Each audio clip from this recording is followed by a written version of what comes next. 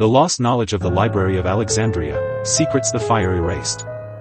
They say there was once a place where all the wisdom of the ancient world gathered like clouds over a sacred mountain. Where scrolls whispered secrets to one another in the hush of midnight, and inked parchments held the keys to forgotten stars, vanished kingdoms, and unspoken truths. That place was the Library of Alexandria, a beacon of knowledge, ambition, and mystery that has since become a ghost story told through ash and absence. But what did it really hold? And what was lost when its scrolls turned to smoke? This is the story of what might have been. A myth, yes, but one rooted in fragments of truth. The Dream of Alexandria. Founded in the 3rd century BCE by order of Ptolemy I, a former general under Alexander the Great, the Library of Alexandria was no mere building. It was an idea, a temple to human curiosity. Within its walls, it aimed to collect every written work in the known world. Every culture. Every language. Every question.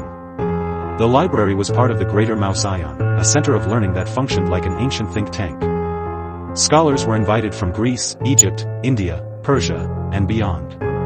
There were laboratories, observatories, lecture halls, and most importantly, shelves upon shelves of papyrus scrolls.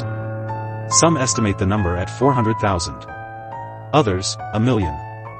They copied texts from ships arriving at the harbor. Anything written was seized, duplicated, and archived. Knowledge wasn't just preserved. It was possessed. This was more than a library. It was a mirror of the cosmos, built of parchment and thought. The flames of forgetting. No one knows exactly how the Library of Alexandria fell. Was it Julius Caesar's accidental fire during the siege of Alexandria in 48 BCE? Or the gradual neglect over centuries, each conqueror discarding what he did not understand? Perhaps it was the decree of Theophilus or the rise of zealotry that despised pagan knowledge. Or maybe it never burned all at once, but died slowly, like a candle left to gutter in the wind. What is certain is this: the scrolls are gone. And with them, entire lifetimes of thought, written in ink, now lost in time. But we can guess. We can imagine. The science of the ancients. Imagine walking through marble halls and seeing scrolls that detailed how to measure the Earth's circumference with a shadow and a stick. That was Eratosthenes. He lived, worked, and calculated in Alexandria.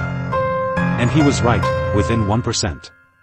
Picture Aristarchus's lost manuscript, one that described a sun-centered solar system, centuries before Copernicus. His words, burned.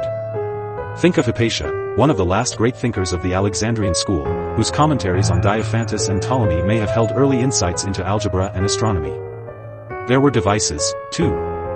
Hero of Alexandria built what may have been the first steam engine, the Aeolipile. A sphere that spun from jets of steam. A toy, some said. But what if it was more? What if the seeds of the Industrial Revolution smoldered there, centuries too soon? The forbidden arts and lost alchemy. Among the scrolls were not only treatises on math and medicine, but also on alchemy, mysticism, and the hidden properties of the natural world. Zosimos of Panopolis, an Egyptian alchemist whose work only partially survives, may have drawn from texts lost in Alexandria. He wrote of transmutation, sacred fire, and the purification of the soul through chemical means. Imagine texts containing early formulas for explosives, dyes, metals that could resist corrosion, or even Greek fire, that legendary weapon of the Byzantines whose composition remains a mystery to this day. Could its origin lie in Alexandria? A mixture of petroleum, sulfur, and divine secrecy? The lines between science and magic were not as firm back then. Perhaps within those papyrus scrolls were formulas that blurred the border entirely. Ancient maps and forgotten worlds. What else lay buried in those archives?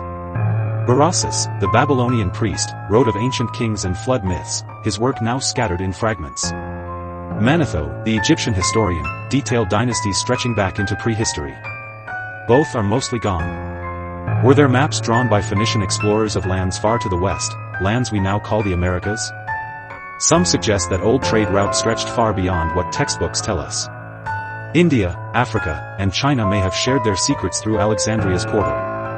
Lost books of medicine, shipbuilding, or geography. One scroll, now ash, may have changed everything. Voices of the forgotten. The library held more than facts. It held voices. Plays lost to time. Poems written in languages now extinct. Philosophies that challenged the soul or exalted it. Female scholars. Outsider mystics. Wandering mathematicians. Their words were inked by candlelight and stored in silence, never to be read again. What myths were never told? What truths were never passed down?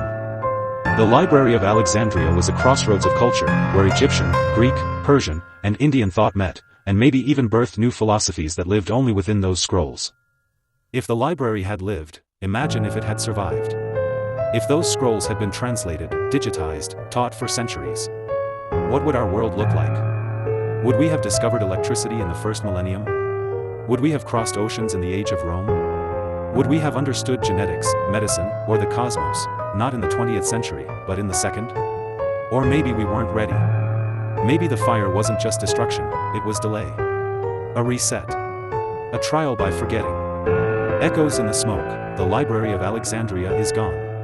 Its shelves are dust. Its wisdom, silent. But its myth endures, not because of what we know, but because of what we don't. It reminds us that knowledge is fragile. That truth must be protected. That memory, once lost, may never return. And maybe, just maybe, in some hidden chamber beneath the sand, one scroll remains. Waiting. Thanks for watching, and you are tuned in to Bismol's News and Entertainment Corner.